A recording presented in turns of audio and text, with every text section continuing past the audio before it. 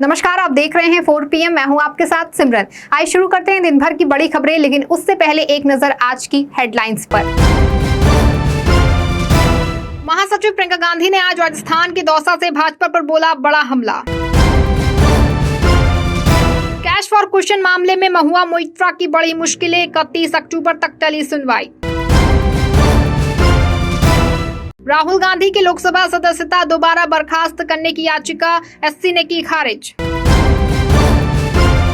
मध्य प्रदेश में कांग्रेस ने जारी की 88 उम्मीदवारों की दूसरी लिस्ट।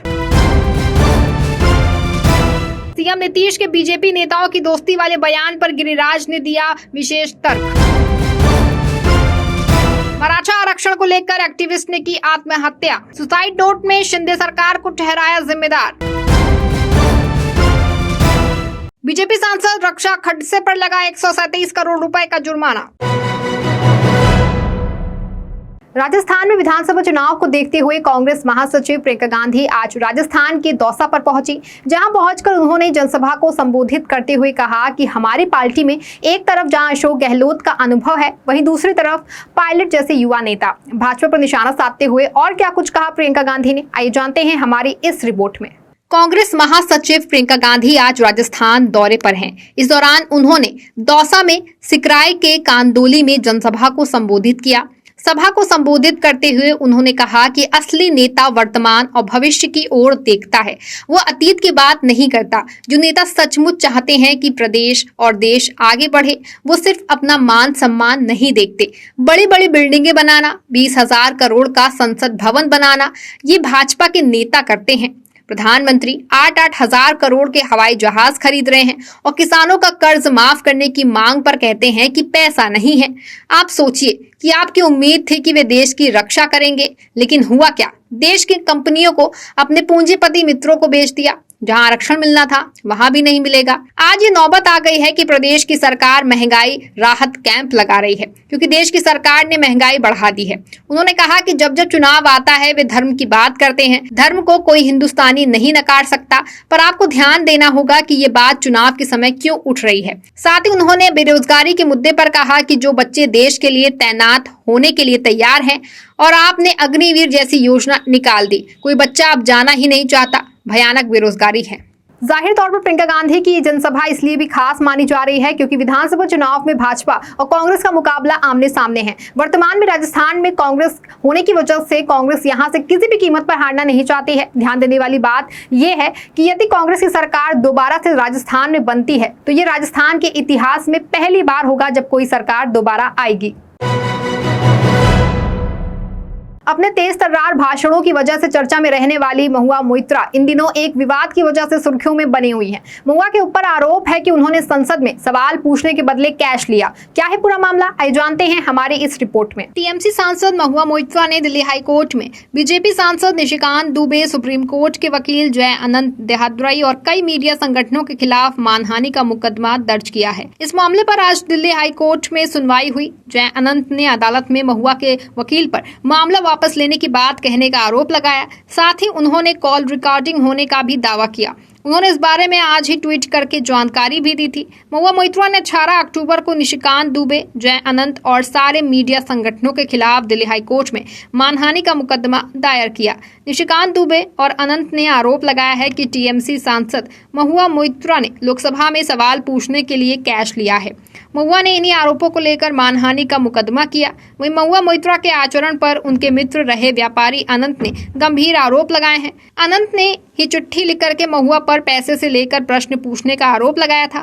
इसको लेकर महुआ और अनंत ने एक दूसरे के खिलाफ गंभीर आरोप लगाए हैं, लेकिन इन दोनों की लड़ाई के बीच एक हेनरी नाम का कुत्ता भी है।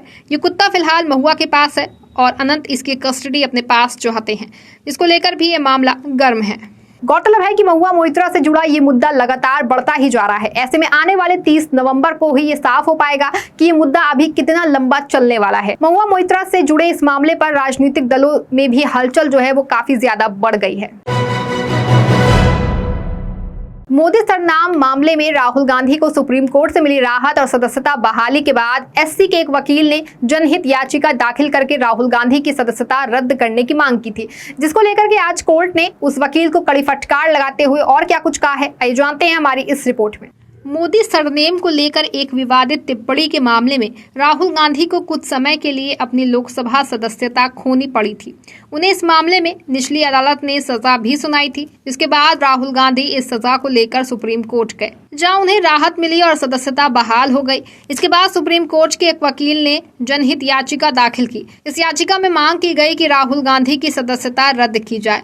आज इस मामले में सुप्रीम कोर्ट में सुनवाई हुई तो कोर्ट ने इस याचिका को खारिज कर दिया। इतना ही नहीं, माननीय न्यायालय ने याचिका दाखिल करने वाले वकील पर 1 लाख रुपए का जुर्माना भी लगा दिया है। कोर्ट द्वारा दिए गए एक फैसले के बाद कांग्रेस पार्टी भाजपा पर तंज कस रही है। कांग्रेस का कहना है कि सच के सामने कोई नहीं टिक सकता। लोकसभा चुनाव के पहले ये एससी का फैसला कांग्रेस के लिए बड़ा अहम माना जा रहा है।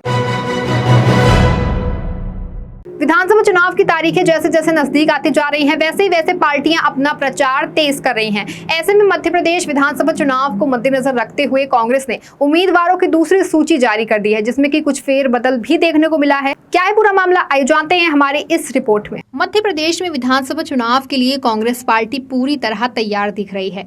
आज कांग्रेस ने उम्मीदवारों की दूसरी लिस्ट जारी कर दी है, जिसमें 88 सीटों पर नाम की घोषणा की गई। इसमें 3 विधानसभा सीटें ऐसी भी हैं जिनमें पूर्व में घोषित उम्मीदवारों को बदल दिया गया है। बात करें घोषित किए गए नए उम्मीदवारों में एमपी के दिग्गज नेता और पूर्व विधानसभा अध्यक्ष नर्मदा प्रजापति के नाम को शामिल किया गया है। प्रजापति को गोटेगांव सीट पर फिर से चुनाव लड़ने के लिए उम्मीदवार बनाया गया है। पहली लिस्ट में नर्मदा प्रजापति का नाम नहीं था, उनकी जगह इस सीट पर शेखर चौधरी को टिकट दिया गया था। आपको बता दें कि मध्य प्रदेश में कुल 230 विधानसभा सीटें हैं, जिसमें से कांग्रेस ने अब तक कुल 229 उम्मीदवारों के नाम का ऐलान कर दिया है। इसके पहले कांग्रेस पार्टी ने 15 अक्टूबर को 144 सीटों पर उम्मीदवारों की घोषणा कर दी थी, जिसमें से 19 महिलाएं भी शामिल थीं। सूबे में 17 नवंबर को चुनाव होने हैं, ऐसे में केवल एक सीट पर पार्टी को उम्मीदवार घोषित करना बाकी रह गया है। जाहिर है कि सूबे में चुनाव की पूरी तैयारी हो चुकी है। कांग्रेस समेत अन्य पार्टियों ने भी लगभग अपने सभी उम्मीदवारों की सूची जारी करके चुनावी प्रचार में जुट गई है।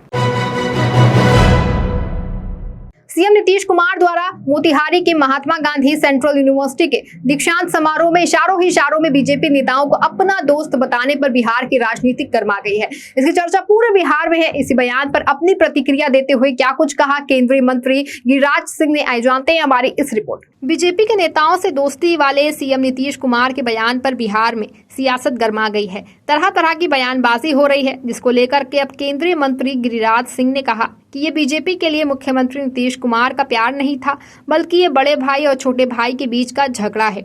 जब लालू प्रसाद यादव नीतीश कुमार पर हावी होते हैं तो नीतीश कुमार कहते हैं कि वो बीजेपी के साथ जाएंगे, वो लालू यादव को बस डराते हैं। गिरिराज सिंह के तौर पर कहा कि बीजेपी के साथ साथ भाजपा के प्रत्येक कार्यकर्ता के दरवाजे और खिड़कियां नीतीश कुमार के लिए बंद हैं। बीजेपी के दरवाजे बंद हो गए हैं। आपको बता दें कि सीएम नीतीश कुमार मोतिहारी के महात्मा गांधी सेंट्रल यूनिवर्सिटी के दीक्षांत समारोह में शामिल हुए थे। इस दौरान उन्होंने बीजेपी नेताओं की ओर इशारे में कहा था कि छोड़िए ना भाई, हम अलग हैं, आप अलग हैं, इन सबको छोड़िए, जब तक हम जीवित रहेंगे हमारी दोस्ती खत्म नहीं होगी, चिंता मत कीजिए। फिर क्या था, सीएम नीतीश कुमार के इस बयान के बाद से ही बिहार में बयानों की झड़ी लगना शुरू हो गई है। गौरतलब है कि मुख्यमंत्री नीतीश कुमार के बयान के बाद से एक ही तरफ जहां इस पर नेताओं के बयान पर बयान आ रहे हैं, वहीं दूसरी तरफ मुख्यमंत्री नीतीश कुमार इंडिया गठबंधन को मजबूती से पकड़े हुए हैं। 2024 के लोकसभा चुनाव की तैयारी में लगे हुए हैं। महाराष्ट्र में पिछले कई महीनों से मराठा आरक्षण को लेकर शिंदे सरकार से मांग की जा रही है, लेकिन सरकार की तरफ से इस पर अभी तक कोई भी अहम फैसला नहीं आया है। आरक्षण के लिए कर रहे आंदोलन से हताश एक एक्टिविस्ट ने आज आत्महत्या कर ली। इसके बाद से ही मराठाओं में शिंदे सरकार के प्रति भारी आक्रोश है। देखिए पूरा मामला हमारी इस रिपोर्ट में। बीते कई दिनों से चल रहे मराठा आरक्षण की मांग को लेकर मुंबई के बांद्रा इलाके में एक 45 वर्षीय मराठा आरक्षण कार्यकर्ता ने तड़के कथित तौर पर अपनी जान दे दी और अपने सुसाइड नोट में समुदाय के लोगों से इस मुद्दे के लिए संघर्ष जारी रखने का आह्वान किया। जानकारी के मुताबिक व्यक्ति के पास एक सुसाइड नोट मिला है, जिसमें सुनील कावले ने समुदाय के लोगों से 24 अक्टूबर को मुंबई में इकट्ठा होने का आह्वान किया है और कहा है कि अब एकमात्र मिशन पहले मराठा आरक्षण और उसके बाद चुनाव है। उन्होंने सुसाइड नोट में कहा कि मराठा समुदाय को 24 अक्टूबर को आरक्षण मिलेगा, हमें इकट्ठा होना चाहिए और केवल मराठा आरक्षण पर ध्यान केंद्रित करना चाहिए। जानकारी के अनुसार जालना जिले के अंबड़ तहसील के निवासी सुनील कावले का शव महानगर के पश्चिम हिस्से में बांद्रा और बांद्रा कुर्ला परिसर के बीच एक फ्लाईओवर के खंबा संख्या 4 पर फंदे से लटका हुआ मिला। इस आत्महत्या पर मनोज जारंगी पाटिल ने भी प्रतिक्रिया देते हुए कहा कि इसके लिए सरकार जिम्मेदार है। समाज में संदेश जा रहा है कि सरकार जानबूझकर आरक्षण नहीं दे रही है। जाहिर है कि लंबे समय से उठ रही मराठा आरक्षण की मांग पर शिंदे सरकार ने ध्यान नहीं दिया। इसके चलते एक व्यक्ति ने अपनी कुर्बानी दे दी। अब ऐसे में भाजपा गठबंधन वाली शिंदे सरकार सवाल के घेरे में है कि आखिर कब तक मराठाओं को मिलने वाले आरक्षण से उन्हें वंचित रखा जाएगा।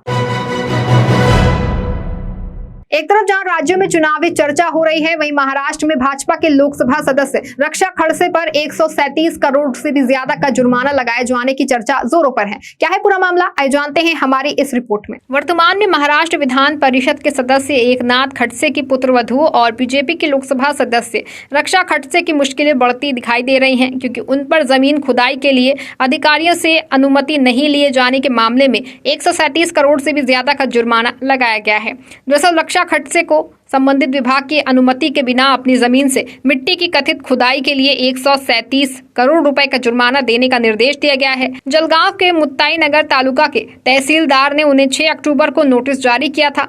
आपको बता दें कि नोटिस में कहा गया था कि खुदाई के लिए अधिकारियों से अनुमति नहीं ली गई थी। इसमें कहा गया था कि जिस जमीन पर खुदाई की गई वो एकनाथ खड़से, उनकी पत्नी मंदाकिनी खड़से, बेटी रोहिणी खड़से और पुत्र वधू रक्षा खड़से की है। नोटिस में कहा गया कि नोटिस जारी होने की तारीख से 15 दिन के भीतर ही जुर्माने की राशि का भुगतान किया जाना चाहिए। जाहिर है कि इस नोटिस के बाद से ही एक तरफ जहां भाजपा गुट वाली शिंदे सरकार टेंशन में है, वहीं अन्य विपक्षी पार्टियां लगातार इस मामले को लेकर के भाजपा को घेर रही हैं। अब देखना ये दिलचस्प होगा कि नोटिस के 15 दिन के अंदर इतनी बड़ी राशि का भुगतान रक्षा खड़से करती हैं या इसमें भी भाजपा लीपापोती कर देगी। इस बुलेटिन में आपके लिए फिलहाल बस इतना ही। आप ऐसी तमाम खबरों से जुड़े रहने के लिए देखते रहें 4 PM। धन्यवाद।